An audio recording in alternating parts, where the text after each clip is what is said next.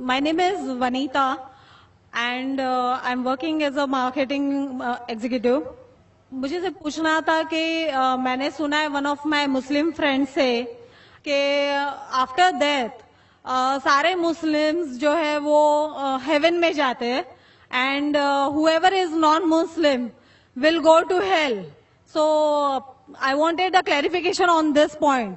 کہ ہر ایک کی آفٹر ڈیتھ جو ڈیسائیڈ ہوتا ہے وہ اپنے کرم پر ہوتا ہے. تو مجھے اس بات کے اوپر کلیریفیکیشن چاہیے تھے کہ why all Muslim will go to heaven and non Muslim will go to hell. If at all we do good deeds, like if non-Muslim also does good deeds, why they will go to hell?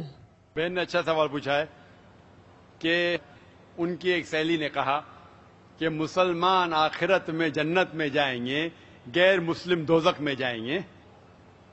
مسلم مطلب وہ جو امن حاصل کرتا ہے، اللہ سبحانہ و تعالیٰ کے احکامات کے مطابق چلتا ہے، قرآن اور صحیح حدیث پہ عمل کرتا ہے، اسے کہتے ہیں صحیح مسلم. یہ بالکل صحیح ہے کہ جو عملی طور پہ صحیح مسلمان ہے وہ انشاءاللہ جنت میں جائے گا.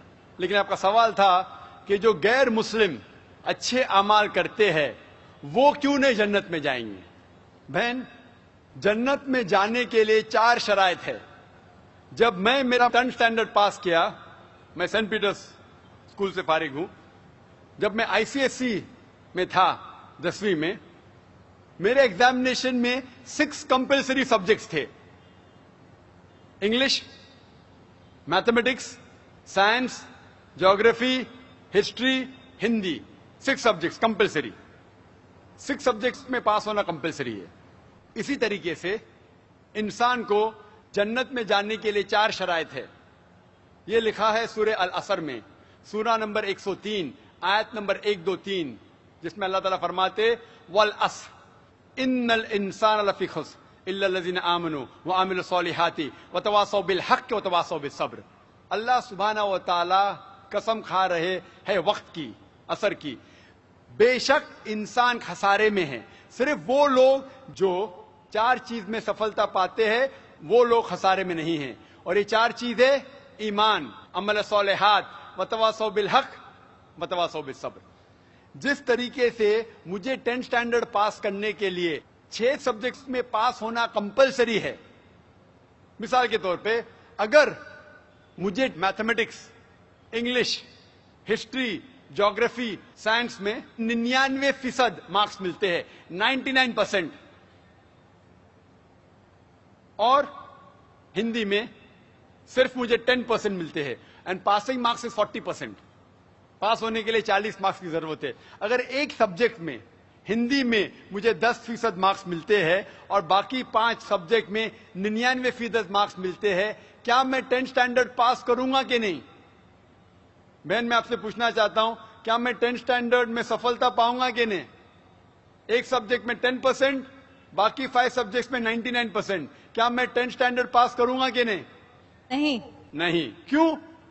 کیونکہ مجھے ہندی میں 10% مارکس ملے، بھلے 99 ملے باقی 5 سبجیکٹ میں، ہندی میں 10 فیل.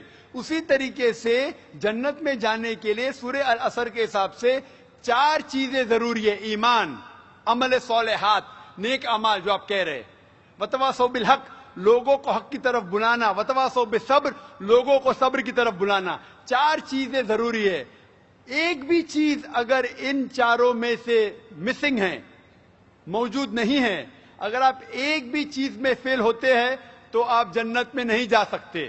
اگر آپ کہتے ہیں کہ آپ اچھے انسان ہیں، اعمال میں آپ بہت اچھے اعمال کرتے ہیں، مان لو آپ کو 99 مارکس ملے اعمال میں، 99، لیکن ایمان میں تو آپ فیل ہے. آپ یہ نہیں مانتے کہ اللہ ایک اور محمد صلی اللہ علیہ وسلم آخری پیغمبر ہے جو ساری مذہبی کتاب میں لکھا ہے، تو آپ ایمان میں فیل ہے. آپ کتنے بھی نیک کام کرو، 99% ملے، 100% ملے، باقی 3 حصے میں ایمان میں لیکن فیل ہوئے تو آپ جنت میں نہیں جائیں گے. اسی طریقے سے اگر کوئی انسان نام کا مسلمان ہے، نام کا مسلمان ہے، اچھے اعمال نہیں کرتا ہے، نیک اعمال نہیں کرتا ہے، وتواصوا بالحق، دعوت نہیں دیتا ہے، لوگ کو حق کے راہ پہ نہیں بلاتا ہے، یا لوگ کو صبر کی طرف نہیں بلاتا ہے، صرف نام کا مسلمان ہے، محمد، سلطان، ذاکر، عبداللہ، تو وہ جنت میں نہیں جائے گا.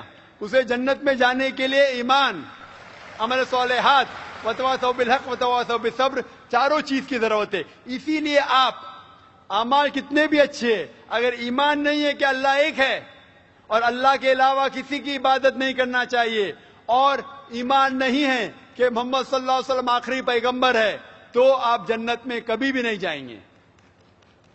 بہن، کیا آپ میرے جواب سے سہمت ہے؟ Yes. Thank you for clarifying the point. Most welcome. Mic number 2 میں اگر کوئی غیر مسلم بھائی لائن میں ہو، مائک نمبر 2 میں، تو سوال کر سکتے ہیں.